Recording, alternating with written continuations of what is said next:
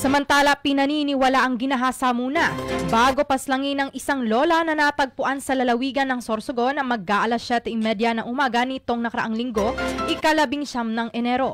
Ito ay matapos bumulaga sa mga residente ng Sorsogon City ang isang hubad na bangkay nito sa loob ng isang mausoleum sa Sorsogon Public Cemetery sa Barangay Almendras East District. Ang biktima na kinilalang si Lola Beatia Dichoso Surbano, isang negosyante, ay natagpuang nakahundusay at nakatihaya na may malaking sugat pa sa kaliwang bahagi ng ulo nito.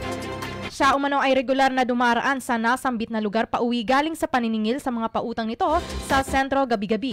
Dahil sa karumal-dumal na insidente, humiling ang mga otoridad ng tulong mula sa Sorsogon Provincial Forensic Unit o PFU upang maisaayos ang proseso ng crime scene. Bagamat may 2 sospek na ang nasa kustudiya ng pulisya, nananawagan pa rin ang Sorsogon City Police Station sa mga nakakaalam ng importanteng impormasyon na maaaring makatulong sa kaso.